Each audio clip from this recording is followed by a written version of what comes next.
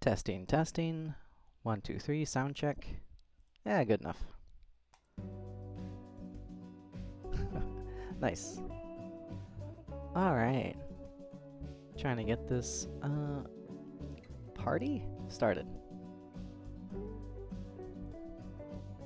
Please don't mind me while I get some.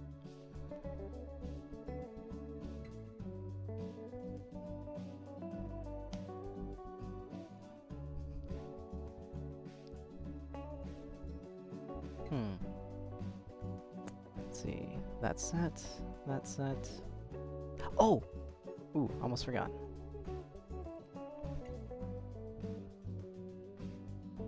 That would have been bad. Oh, and I still have to do this thingy.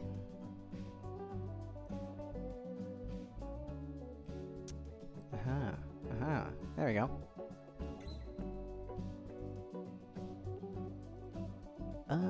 That's not it.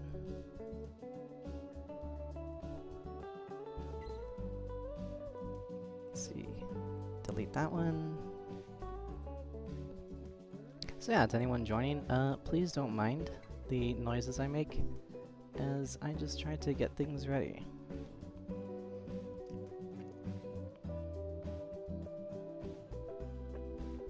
Make a copy, and new. Okay, still got some flickering. That's not good.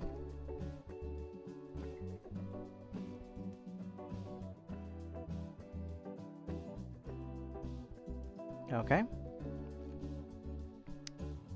Buttons work. And alright.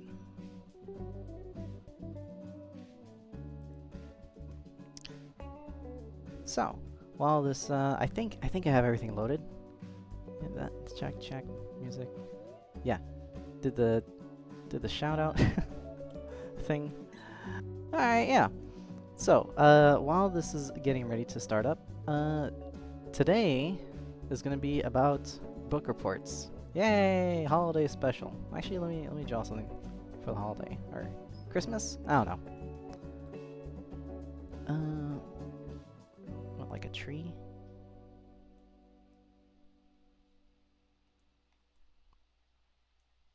Also, I should probably check when I'm live.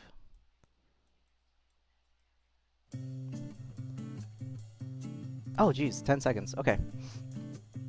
Yeah. So today is going to be, if this loads, please load. Ah, there it is. Today is gonna be about book reports, and I'll kind of just get right into it. Now the reason why is because I am aware that it is probably winter break for a lot of people right now.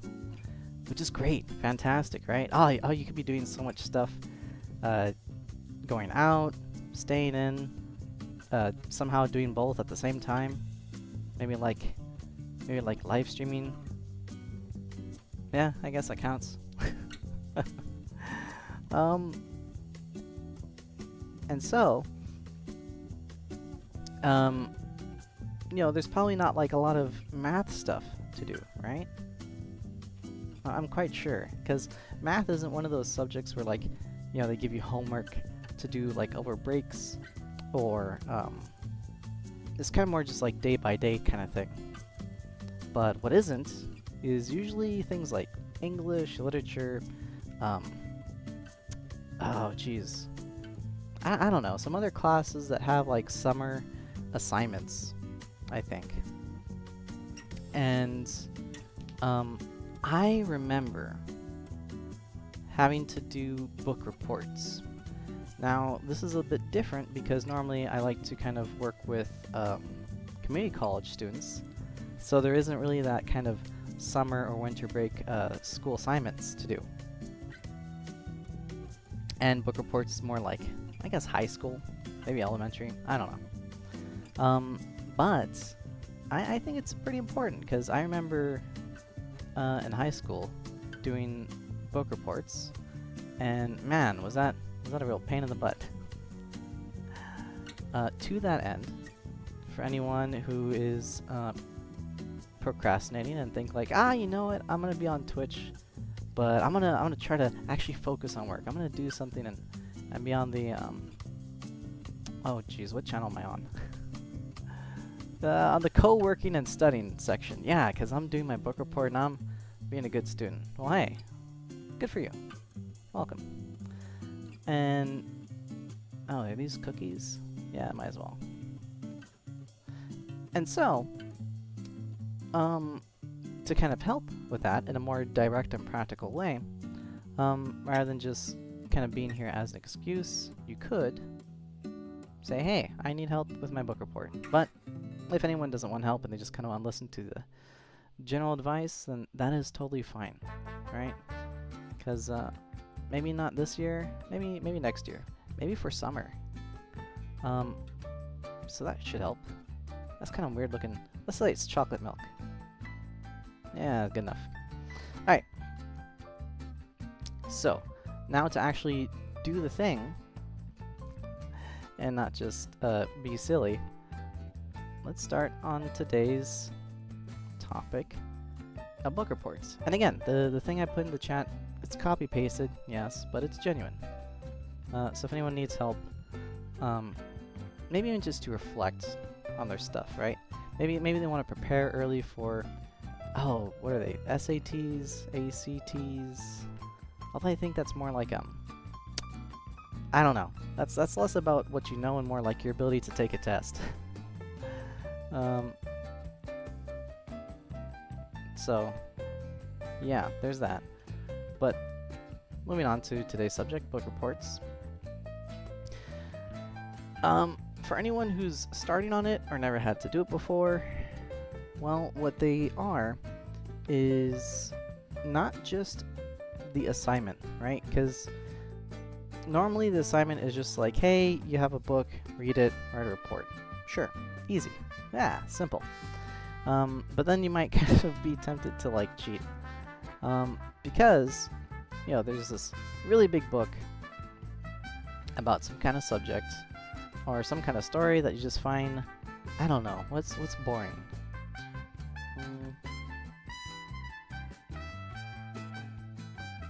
Something boring, right? And you think, ah, man, this is a real dense read. I don't want to do this. Why do I have to read this whole thing when I can get something like... Are Spark Notes still a thing? I like to imagine they are. But why do this when I could just kind of look up, you know, oh, what's another one? Wikipedia. Yeah. They have that little, like, circle thing. All these lines of text. Yeah, why not just look it up there? And usually the reason why is because they're too generic. They don't provide all the kind of nitty-gritty details that you kind of need to have a report stand out. And, you know, maybe you think, well, what if I just, you know, look up these parts that maybe there's a question, or maybe there's certain things I need to highlight. So, I'm going to go over the ways of not to do this first, and just kind of explain why it's a bad idea. So, on doing a book report, what not to do, right, is to not go on a website and just kind of get general advice, because it misses out a lot of the detail and it's going to be hard to get quotes and citations, right? Now, of course, everything's digital now, right? So you probably have something like a PDF of all the entire text, which would make it actually easier to kind of, you know, say, well, they're asking for this specific thing. Why don't I just, you know, do CTRL plus F and look for whatever the thing that you're looking for. Oh, my head's in the way. And then try to say, okay, well, they're talking about this one segment, right? What if I just try to speed right to it and do that? And you actually might find what you're looking for, right? That's a crazy thing. Like, this seems like it works. Where maybe you're trying to find this one part of the story that maybe, and again, book reports have different formats. Sometimes they want very specific parts, sometimes they want like a whole general essay or response to it, right? But assuming that it's the kind that it's asking very specific questions about what happened to this character, and then you're able to find it, and you're like, oh yeah, here's this one thing that happened. There you go. That's actually a trick. That's not going to be the complete answer. Because what they, I shouldn't say they. Because when a teacher usually puts something like this, where they say, we want, you know, this thing, right? They don't want you to quote it verbatim. They don't want you to just highlight this one section. They want you to relate it to all the other parts that this might appear or be related to other events or characters in the story. So, say for example you have a chapter where a character gets stuck in a well, right? Why not? And a dog has to save them. Sure. You could talk about this part, but this is going to get you kind of like a low grade. Because what they really want is not just that. They like to use words like synthesis. I shouldn't say they. Teachers. Teachers like to use words like synthesis, or reading into the text, or referencing something else. Really reading into the material.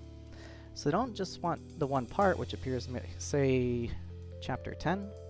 They want how this relates to a similar thing that happened in chapter 3, or maybe the kid was too adventurous and climbing into things and getting in trouble, right? Maybe it relates to something else in chapter 7, where the dog is shown to be, you know, useful and find people in the wells, right? And maybe this even relates to the end, past that, in something like maybe say chapter 17, where, you know, the kid learns and grows from this experience. And so it's not just the one part. When they ask you for a one part or very seemingly simple question, they actually want how it relates to a whole bunch of other parts and aspects within that story. And again, it's kind of hard, I think, if you use this kind of search method to really find the nuance and the details in which these other things are referenced, because they're not just going to say, oh, it's like, oh, you're going to fall in a well someday, and oh man, this dog's really good at finding people in wells, and boy, I sure learned my lesson that one time I fell in the well. Right? It's not going to be like that specific. It's not like, what is it, a Christmas Story, where they keep saying you'll shoot your eyes out throughout the whole film, right? Like if you had a script and then you looked up all the times you'll shoot your eyes out, you know, it's not just like them saying that every time. And even if they did, right, it kind of changes the context. Like maybe in one time, oh, it's the teacher, then maybe it's the, you know, the parent that's worried, and then maybe it's the parent that does it anyways, and then they like, you know, learn from it. And, you know, like what does it mean to the family? Like they care about the kid, but also they want him to be happy, right? And even though they feel like it's a risk. You can't just talk about that 1 minute scene where the kid thinks like, oh my gosh, I shot my eye out. So if you've never done a book report, you might be lost. But hopefully for anyone who does a book report and they have like specific chapters, they kind of get what I'm throwing down when I say that for this type of work, you don't just want to answer the question, you want to answer the question and how it relates to other parts of the story that's not directly asked, but very indirectly referenced to or foreshadowed or you know, learned from later on in the text.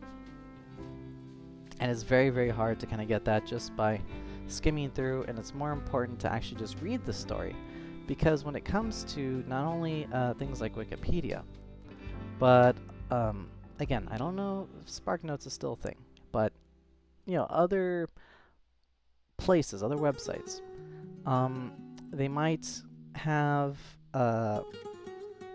just kind of outlines of points, but they don't really connect them and say like, oh yeah, also in like this chapter, this sentence, they use the same kind of word that this other character used in this other sentence, and then that's the author kind of foreshadowing that they're actually very similar people internally, right? Like that kind of thing doesn't exist. No, they just kind of say like, oh, character did X, character did Y, character did Z, character had, you know, theta happen to them. So this is kind of more just like a action-based summary, but not like a literary analysis where it kind of picks up on all those nuances. So again, when it comes to websites, they're usually kind of bad too, because they just kind of provide those outlines and those sequence of events, but not the little details that the author might throw in that kind of hints or suggests or kind of connects things together in a non-direct but referenced in a literary way. So there's that too. Now what's another way to kind of mess these up? Let's see. I mean, of course, there's the obvious, like copying someone else's work, right? Yeah, pretty sure everyone knows not to do that because there's software that can look stuff up. And now here's one thing, right? I hear nowadays that AI is kind of big, right? And it's kind of like an arms race where teachers and school districts are trying to spend money to kind of catch and detect AI written text, and students are trying to use it to like supplement or kind of fancy up their writing, right? And for this kind of assignment, if you were told to write like a summary, if you're told to write a analysis, technically this would do the job, right? This would provide the work that you want in the way that you want it, and even better if you have like a PDF, right? And I'm getting to a point. I'm not advocating for cheating, but if you get to a point where you're able to like upload the PDF, have the AI program read all of it, and then it's able to regurgitate some kind of summary or text, then that is one thing, right? But you're going to miss out on two very kind of critical skills that this process of doing a book report is trying to build up within you. And the first of those is, let's see, how do I put it? Being able to pass a test. Because usually it's not just the book report, right? Maybe if you have a book report, there's like maybe 1 to 3 kinds of books, or maybe there's just like one book that everyone reads, right? And the reason why they have this limit, and not like, let's say, oh yeah, you could read any book you want, just pick something out of the library. Now again, some people might have this, and if you do, then you're fine. But if you have only like a list of books to choose from, or you only have one book to choose from for the book report process, what this also means is that in the next semester, when you get back into class, there's going to be a surprise test. There's going to be a surprise test or a quiz or something like that that will test your knowledge of the book. So yes, you could use these systems to generate the work that is asked of you, but then without reading the text yourself, especially kind of getting those nuances.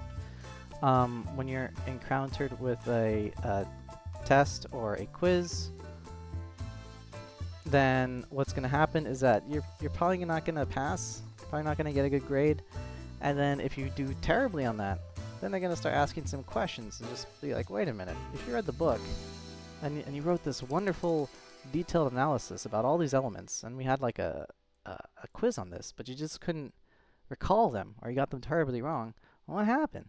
Did you cheat?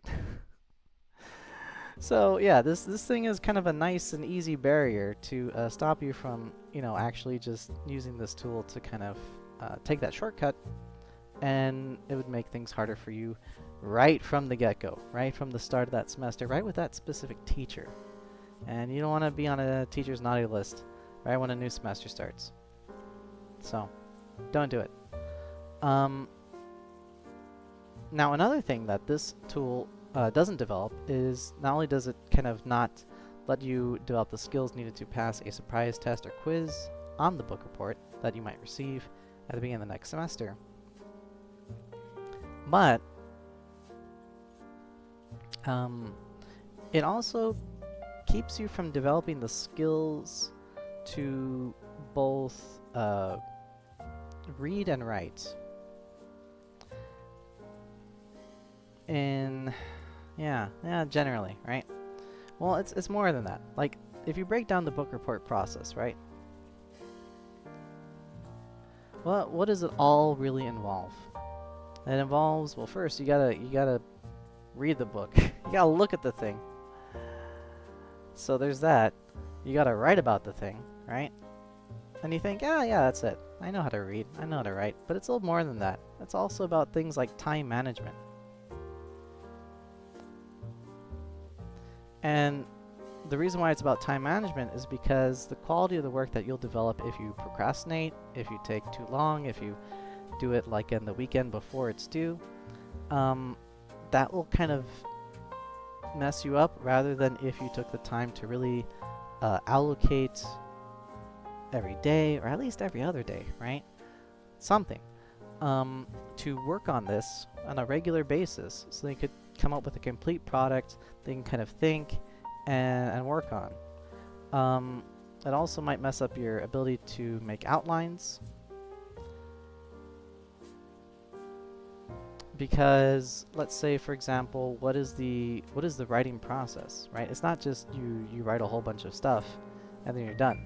You can't just regurgitate a bunch of gibberish. You actually have to usually have like a structure, like an essay or a summary, or some formatted way. So it used to be like 12-point font, Times New Roman, single spaced only, a certain amount of pages, stuff like that, right? And by following that outline that's provided to you, but also being able to provide your own, where you're able to structure into like an intro, body, and then what was the last one? Conclusion? Ending? I'm just gonna put conclusion. Yeah. So when you're not able to practice this process of making outlines, then that's going to affect other work in which you'll be able to do. And so, what's a better example? Let's take work, right? Let's say, for example, you want to be a big, cushy CEO. Does that look like a tie? Yeah. Alright, you want to be some kind of big, cushy CEO and have like a nice job that's somehow AI proof, and you have like a cool hat. Alright, there it is.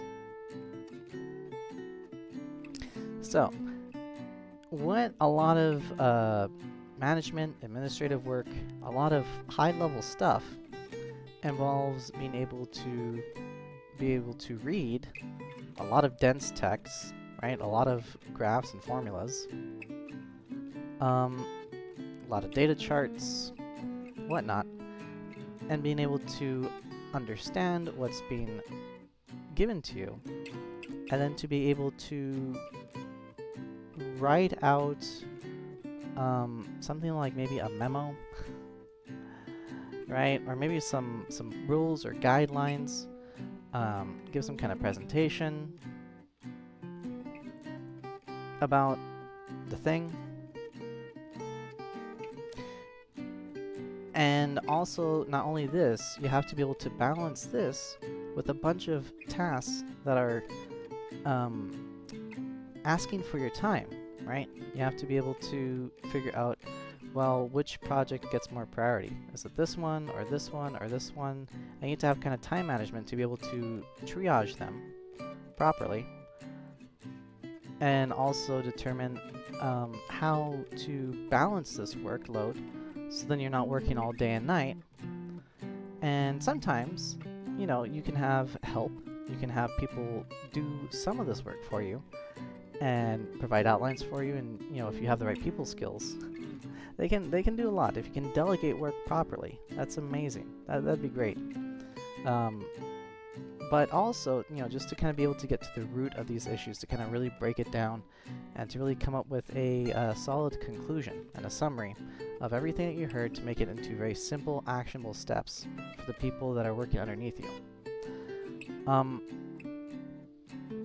These are skills. These are skills that no one is born with, that need to be kind of developed and honed through a variety of ways, right? It can be developed through things like a hobby. In fact, I think one of the crazy things is for someone who like has a guild, right? If they have like a guild and they organize, you know, a whole bunch of people playing a game together, and you know, it's all like online, and there's different time zones. There's, oh, why is he holding the sword like that? And there's different time zones, and you know, there's different reset periods, and you know, you have to balance your personal life with kind of doing this voluntary administrative work. Then for that, like in something like an MMO, being able to run a guild, again, builds those skills as well. It builds your ability to maybe write through typing, builds your ability to read, like making sure that you're reading people's applications if it's like a serious thing, right? Time management, definitely, for like reset periods to min-max. Kind of outlines, so you can kind of summarize to the new guy, you know, how can they survive or deal with this boss mechanic in a concise and understandable way, so that this new player can kind of beat this, so then you guys can progress, right? And again, games is a way to do it, work is a way to do it, and something very rudimentary, like a book report, is also a thing that you do, not just because it's busy work, not just because it's a thing that everyone does, not just because it's a long history. It's because it builds the skills needed to find success in other things, right? If you can do a book report, you can probably lead a guild to some degree. Or if you do it well and honestly, you know, and you keep it up, and you don't give up. So, you know, everything's kind of connected in that way through skills that you develop. To that end, when it comes to using AI as a tool, yes, it will get the job done, but you know, it won't prepare you for a test, and it won't develop the skills that you need for success in life to be able to be, you know, a cool guy. Because you're not actually developing the skills to read, to write, to have time management, to be able to make a concise outline, to break it down to other people. So, whenever it comes to things that seem like busy work, try to find value in it. Try to find purpose, and you know, keep it up. Don't give up. You'll get there.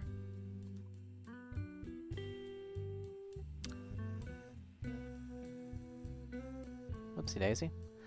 Okay. Now, as for the book report itself, I think a lot of what I just talked about was more like what not to do, right? Don't take notes. Don't cheat. Don't use the AI. Give it a shot. Give it an honest try. And that was more about what not to do. Now, moving on to another section about what to actually do. Like, I should probably do this. How? Yeah, sure. Let's do it together. And the way you start is first by kind of figuring out your time.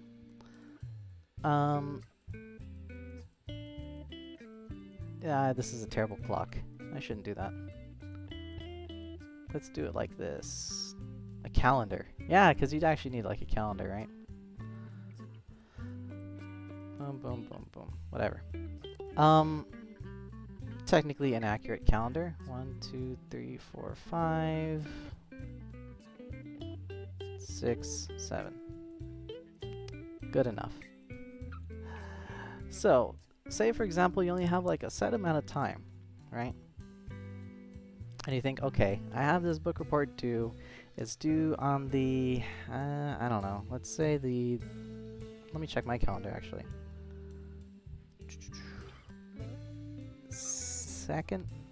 First week of January. First full week of January, right? Which, let's say, would give us about 2 weeks. So let's say you have 2 weeks left to do this book report. Cool. Well, you gotta allocate time for everything. And again, just like here, And can I copy? I don't want to copy too much. You know, it's fine. I'll just write. So you got 2 weeks to read the thing. You got time to write the thing. And then that's it. That's all you're really looking at, right?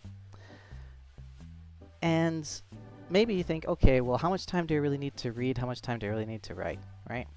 Okay, well then you break it down further. So let's say, let's give you like a full week to write, right? And the reason why I want to kind of give ample time to each part is just because let's imagine that you're having fun, right? You're living life. You're gonna celebrate Christmas, and it's gonna be great. There's gonna be family here, and you don't want to be working on that time, or maybe there's gonna be you know, some kind of vacation you're going on. Maybe there's gonna be some event you're gonna hang out with your friends. Maybe there's some kind of maybe you got like 8 new games, and you really want to like dedicate time to them. Fine, but first, well, let's schedule the work first.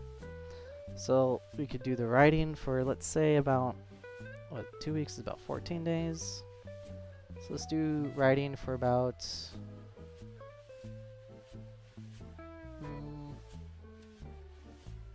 5? That's kind of pushing it. Yeah. Let's do about 5 and 5. Nah, I got it. Okay, let's do about 6 days for reading, 6 days for writing, and about 2 days for flex. So in that way, you know, if you want to do something for Christmas, right? If you want to spend a whole day with friends, right? You're not worried about 2 specific days in the next 2 weeks. Cool. And then you kind of dedicate time for reading and writing. Okay, cool. Now, reading. Then you kind of look at the book, right? Is it like, let's say 300 pages? Sure. And if you divide that by 6, I should be able to do this in my head. I think it's 50, but let me just double check with the calculator. Yeah, it's 50. That's about 50 pages a day. Right? And what you really want to do is, let's say, for example, if this is the case, right? So you get the total pages. Yeah, total pages. And do that into a formula where you have pages per day. And again, you don't want to use the whole 2 weeks to be reading this thing. You want to kind of do it in the halfway point. Or maybe even sooner. If it's an interesting book, then yeah. If you want to read more, fine. Hey, go for it. If you want to knock this thing out and it's a really interesting read, sure, why not, right? You could squish that. Make more time for other stuff. This is kind of just more like a minimum, just like, I gotta read this whole manual on like how to fix this engine part. This sucks. So, assuming that, right? Assuming it's going to be a bit of a slog, just kind of a basic formula you could use is get the total pages divided by pages per day, which is about half of the time that you have available, and leaving time for flex.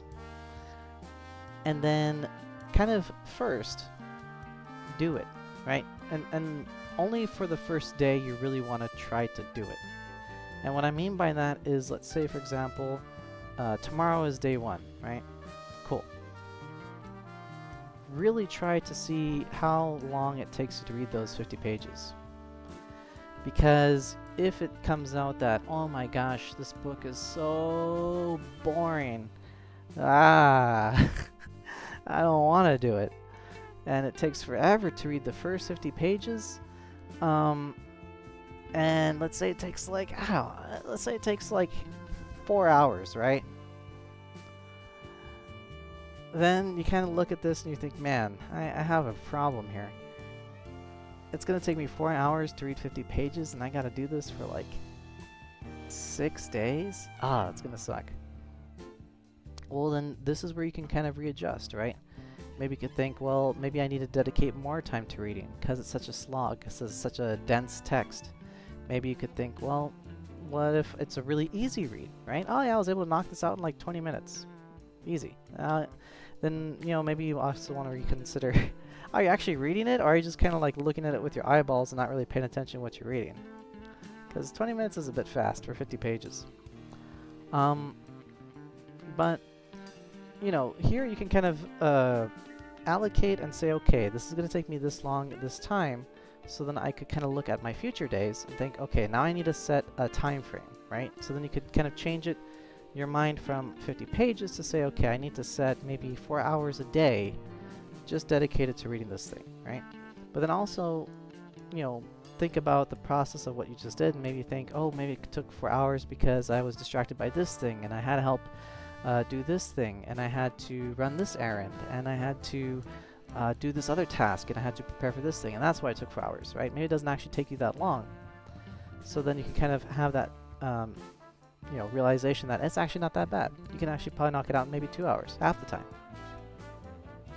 So the very first day that you start in a book report and you kind of set a quota and you really sit down and try it, that will kind of tell you all that you need to know, right? Do I need more days? Do I need less days? Do I need to set a time schedule? Am I getting distracted too easily?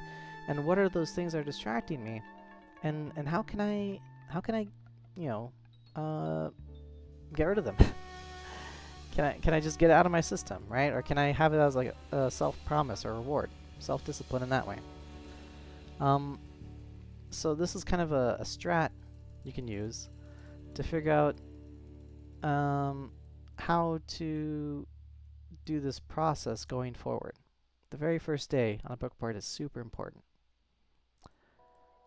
But let's say, for example, it's like this, right? And let's say it's not terrible. Let's say it's like 2 hours. Okay, cool. So it takes you 2 hours to read 50 pages, and you're able to stick with it. You're able to do it. Cool. 6 days in, boom, you already read the book, all right? And if you read the book, then that puts you way ahead of someone else who didn't read it, and they're going to fail the test and quiz that's going to come up on the next semester. So there you go. Hey, congrats. That's good. But now you still got to write the report. And maybe you think, okay, well, you know, is 6 days enough time? Or is it too much time, right? Why am I taking so long doing this? Well, again, a nice thing is that it kind of depends on... Oh, I missed a step.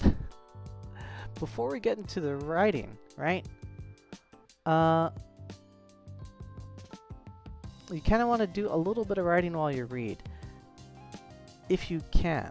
Now, not necessarily like writing like I have to, you know, write my whole essay right here as I'm reading the book before I even, you know, discover the conclusions, or maybe if it's all like a dream or some other kind of relevant, you know, story, literature thingy. What I mean is that if you're fortunate enough to have like a physical copy of the book, like if you have like an actual hard copy,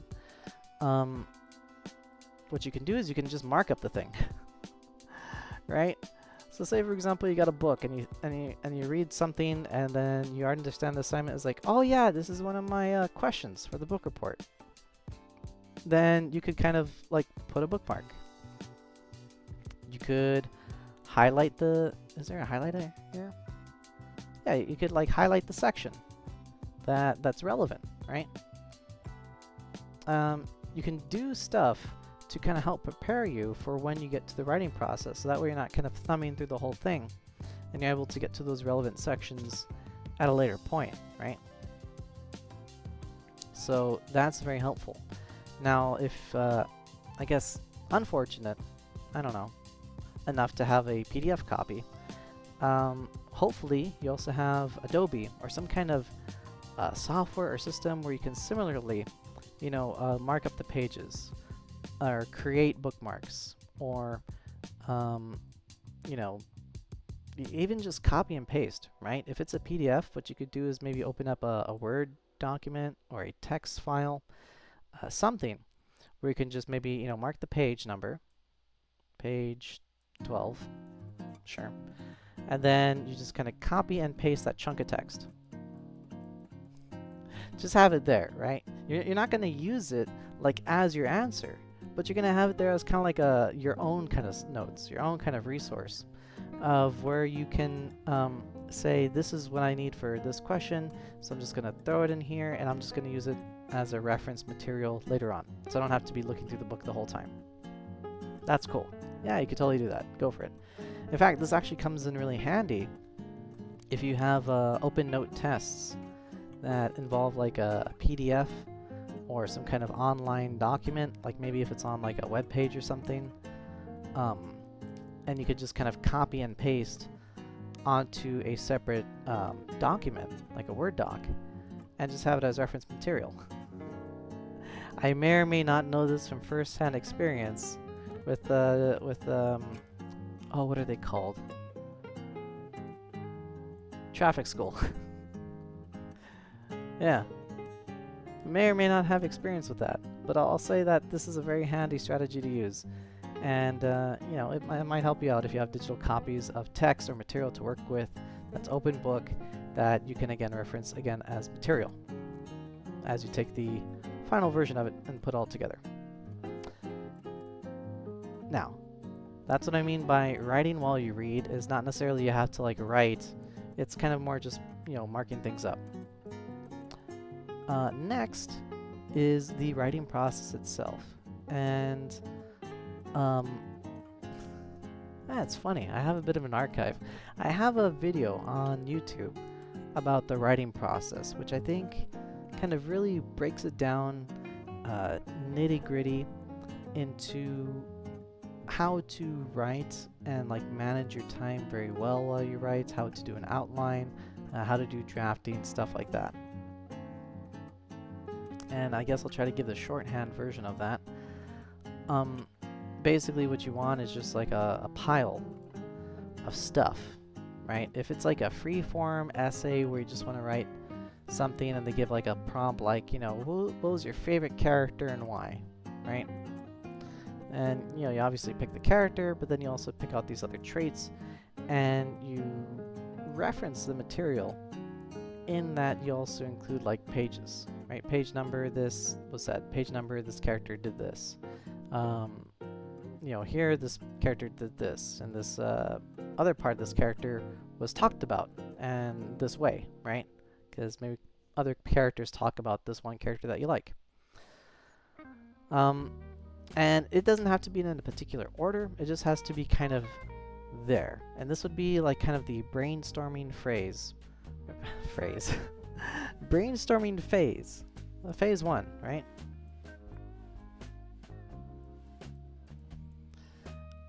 It's just kind of having everything in a nice big jumble. And it doesn't matter any which way, it's just kind of in a pile where this is going to be like your bulk up. This is your material, and then from here you're going to chisel down. And then phase 2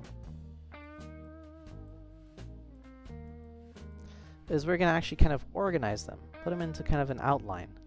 We're going to have like bullet points, sub-bullet points, and it's going to be like everything in a nice, neat, and ordered fashion. And then in phase 3, this is going to be like your first draft, where instead of just having it in bullet points, you're actually going to have like actual text in the proper format, just to kind of see what you're able to whip up, right?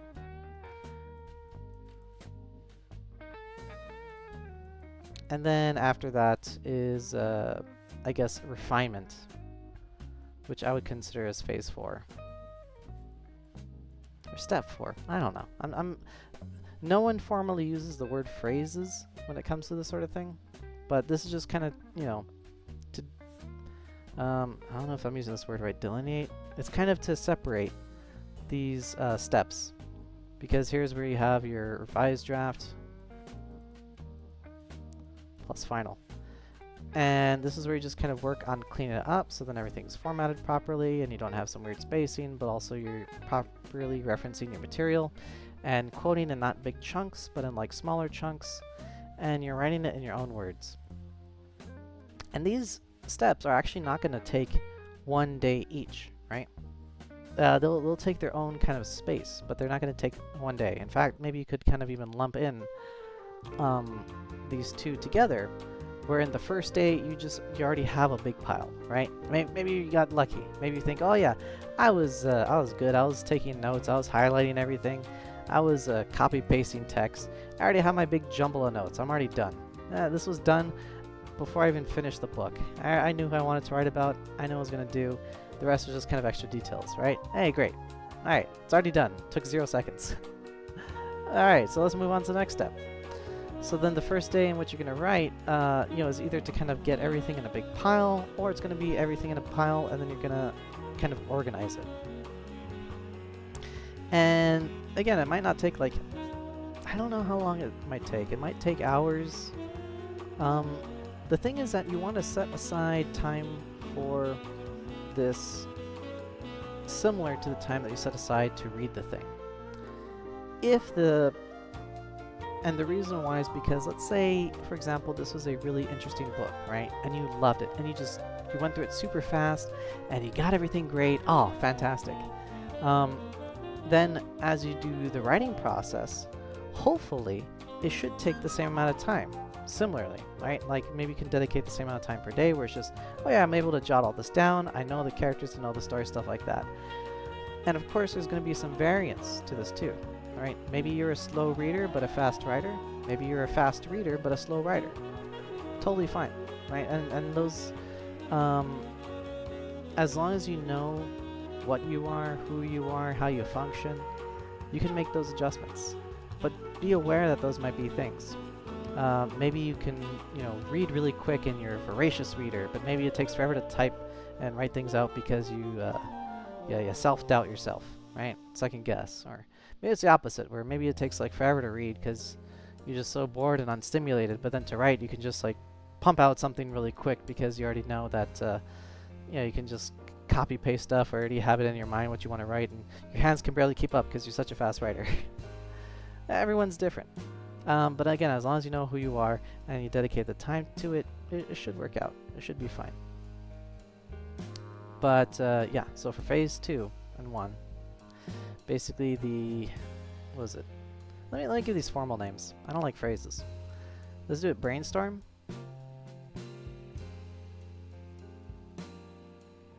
And outline.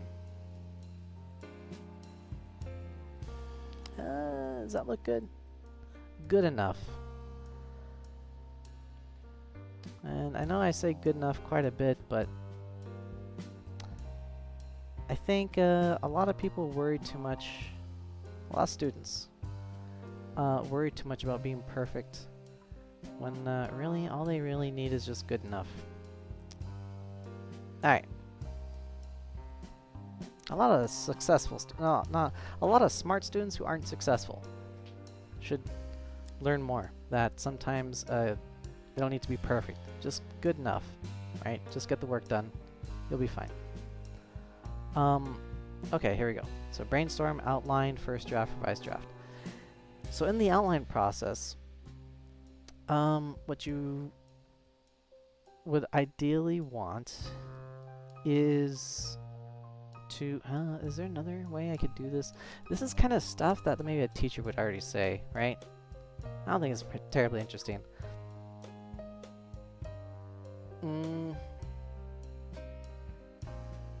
I like the dirt example. I'm going to use that again. I love it. Alright, so the brainstorm phase, right? If you kind of imagine it, it's just you have this big old hole, okay? Let me actually make it smaller, and let me get my head out of the way. So for the brainstorm phase, is that where you just have a big old hole, and you just have all these rocks, right? There's this big pile of dirt, and just all this stuff, and you have all these sticks lying on the ground, and you just have all these supports, and you don't know what to do with any of this, and you got maybe a bucket of water, right?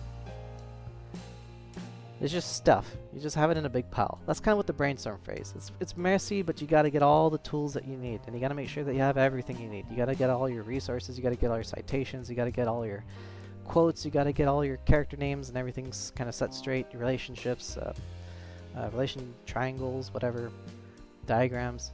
Just get it all together. Just have it in a big pile. That's the brainstorm phase.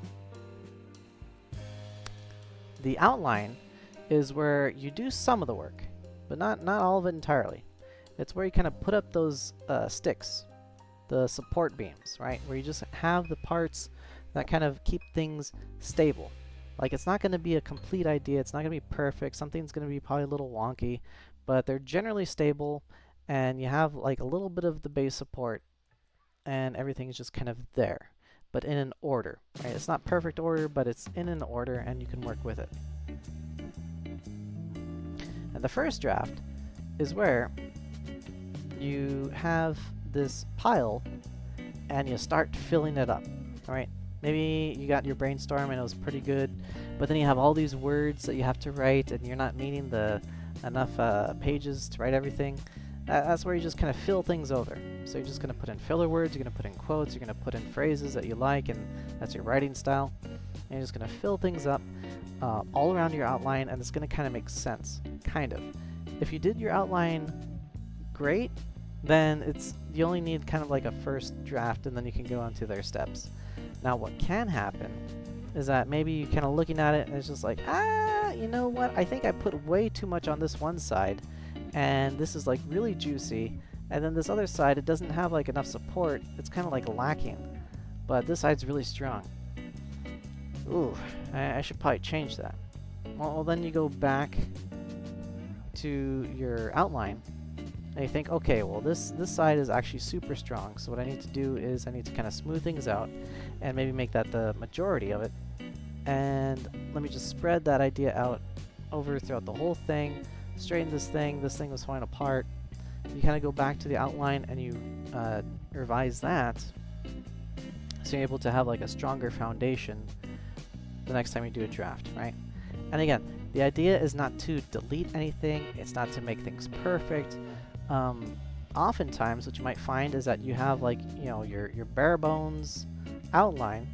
If you're going through this process, if you're revising it and your first draft is terrible, you have your outline, and then you have like another page with all your like essay stuff that's all messed up and wonky.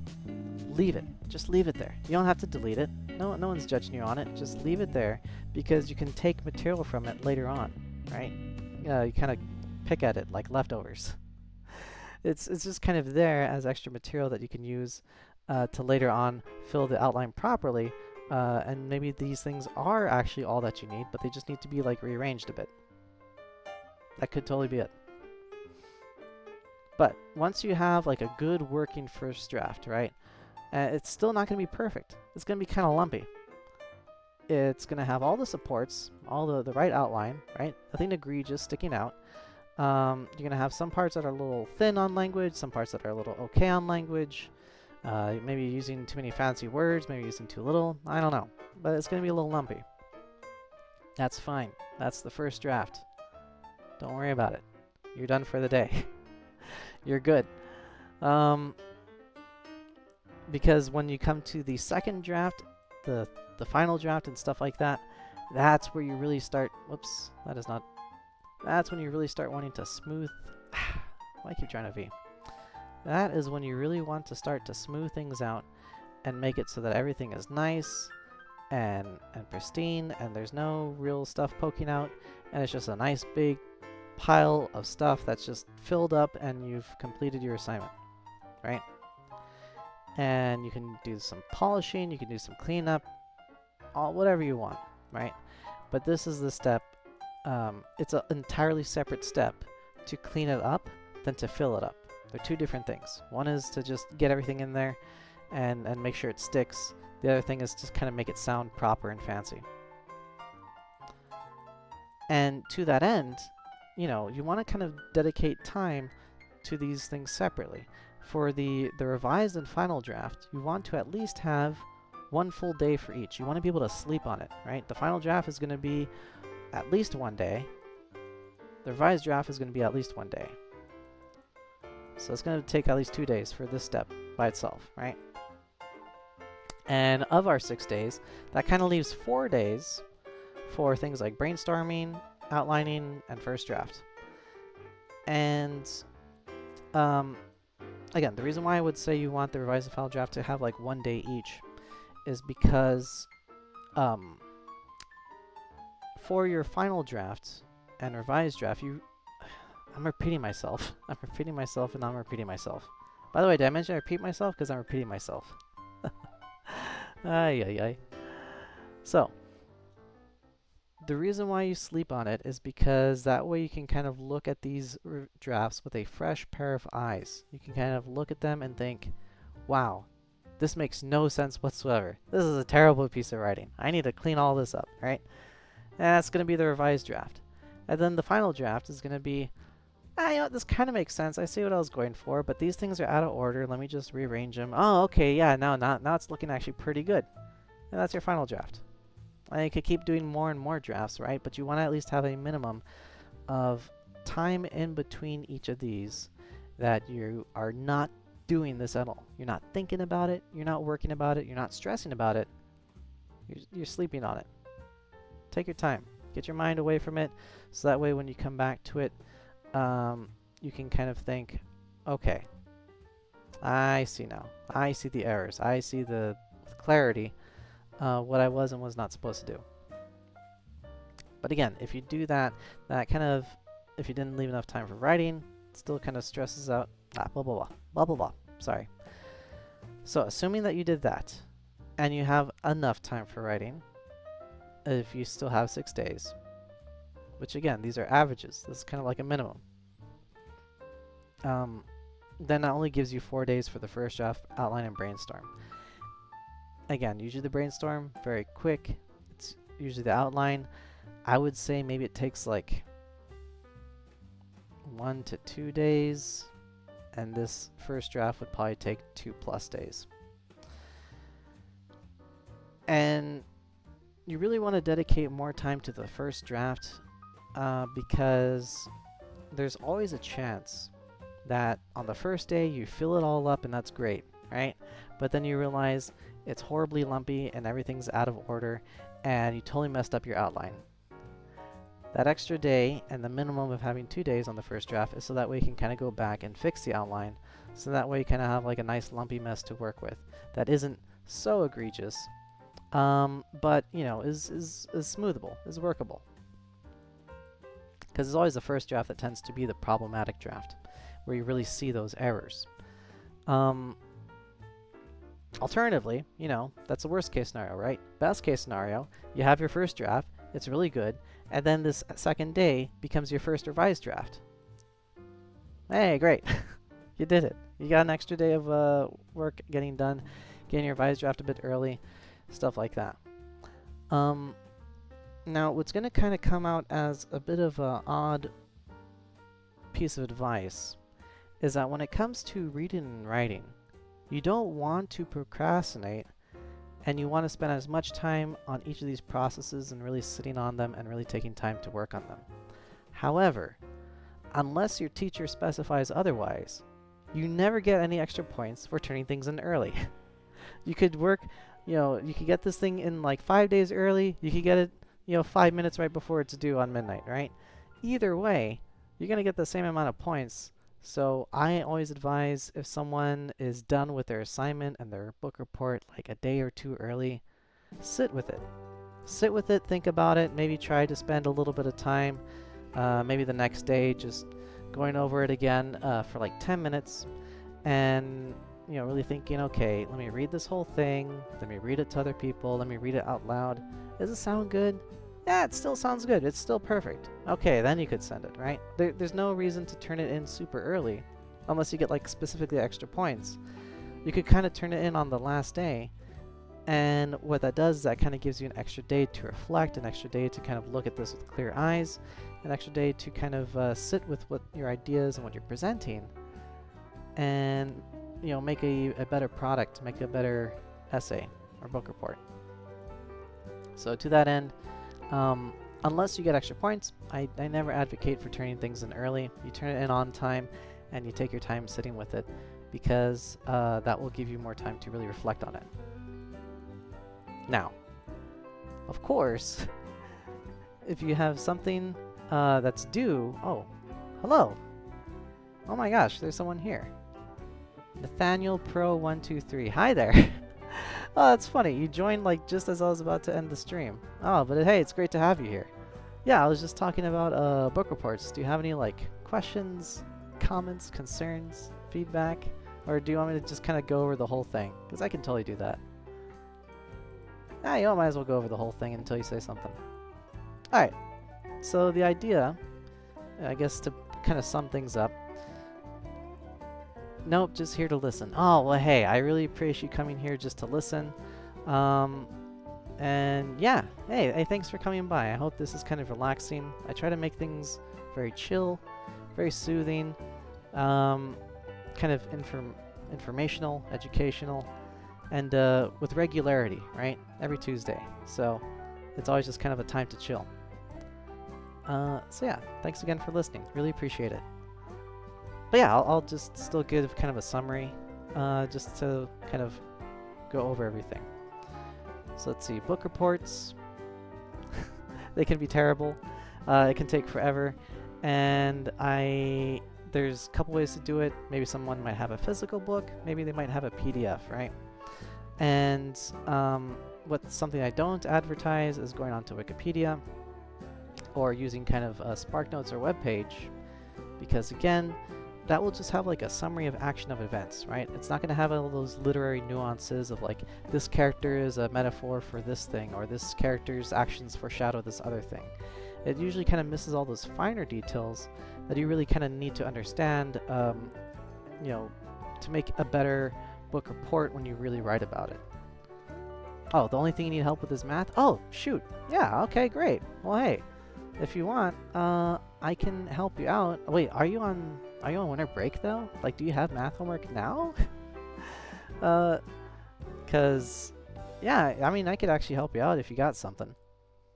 I'm down for the cause. It's the holidays. But if you got work, then hey, let's check it out. Oh, shoot. Sorry for the flickering. Nah, just in school. I am on break. Okay, hey, that's totally fine. Well, hey, you know what? If you have math homework that you don't quite understand, or worst of all, right? If you have like a teacher that's talking about like math homework and then it's kind of really confusing and then everyone else kind of gets it and you don't, that happens all the time. And so if you want to stop by, again, on Tuesdays from 7 to 8 p.m. Pacific Standard Time, I'll be here. I can help you out, catch you up. It'd be even better if you had like screenshots of your homework and stuff. It's 1 pi? Oh, wait, hold on. I gotta read that again. It's on pi. Okay. It's 1 pi. It's on pi. Oh, yeah, pi, yeah. Isn't that all about circles? Let's see, what was it 3.14? It was like pi. Everyone likes to talk about like March 14th. Yeah. It's like pi and radians and all that kind of stuff. What would that be? That's not algebra. That's like trigonometry, geometry, things like that. Yeah, okay. You know what? I'll brush up on that, and then I'll be ready if you ever want to stop by and we could talk about it. Or, you know, if you have any questions right now on something that you already took and are still kind of like about, I can do that too. It's totes fine.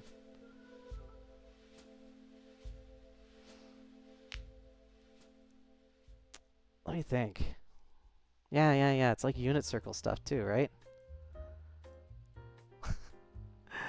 Yeah, I remember helping someone else with the unit circles, and I think that was for trigonometry. Yeah. Boy, was I rusty on that. But hey, we still got it. We still got it, and I actually have an archive of that on YouTube. So if you want to check out that hot mess, that public embarrassments, they're available if you want to watch it. But yeah, I'll keep an eye out for pi and like unit circles and stuff like that. And so I'll be ready if you want to ever stop by and again ask, because this is actually like conferencing software. So if you actually watch that YouTube, you can see like the guy kind of pops in. Yeah, it gets confused sometimes with the irregular shapes with the pi. Oh, yeah. Ooh. Yeah, irregular shapes. Oh, jeez. if I recall, isn't that where you just kind of like break them up into other shapes? Hold on. I'm trying to remember. Something like this. It's like this. Like this. And then you gotta use like trigonometry on this thing, you gotta use geometry on this thing, and you gotta... Yeah. And then you gotta use like unit circle stuff on this thing. Yeah, okay. Alright, I'll have to check out the textbooks that I have to see if I can kind of bring up this kind of weird, funky stuff. But yeah, oh yeah, as I was saying, this is actually conferencing software. So if you check out the YouTube video I have of the guy who kind of jumped in on the trigonometry and the unit circle things, we're actually able to like get screenshots of the homework, so then we could actually reference it directly. So it's not like theoretical. And then if you have like a phone, a tablet, a computer, you can actually hop in and just like draw here. And if you want to talk, you can talk. If you're shy, there's like a chat thing here. You can type. Whatever. So that way, this is actually like for tutoring. Like I'm legit tutoring. So if you ever need it, it's here, free. The only thing that isn't free is my time. So I'm kind of constrained on that. But although I don't know, I'm thinking of opening things up for like every other Saturday. I gotta check my schedules though. But yeah. I'll look into more of this and see if I can give some kind of free form material to kind of help with this sort of thing, so you could kind of check it out at your own time if you want. Yeah, I'll do that. I got you, bro. But hey, I just want to say thank you for coming by, and ooh, it is time, and I do have to go. Man, you deserve more people here. Like, you try your best to do what you can. Yeah, I need a network. So I do what I can, at least for the tutoring thing. It's all set up, it's all nice. But for like the actual, you know, advertising, yeah, I could probably do a bit better. But thank you, I appreciate that. And yeah, I do think that over time, this will be nice. I think more people will come by, because math sucks. It's hard. But you know, I can help, and I'd like to help. Yeah. Alright. Yeah, thank you again for the compliment. Really appreciate it. And until next week, I do have to head out for the night. I'm sorry. Yeah. Hey, you have a Merry Christmas too, man. Oh yeah, that's right. Oh shoot, yeah, it's in a couple days. Ooh, I gotta check if I have everything ready for that. Okay. But yeah, you have a Merry Christmas too. And I hope you have a good night when you get to it. And to anyone else that's listening, I hope you have a good night too and a Merry Christmas.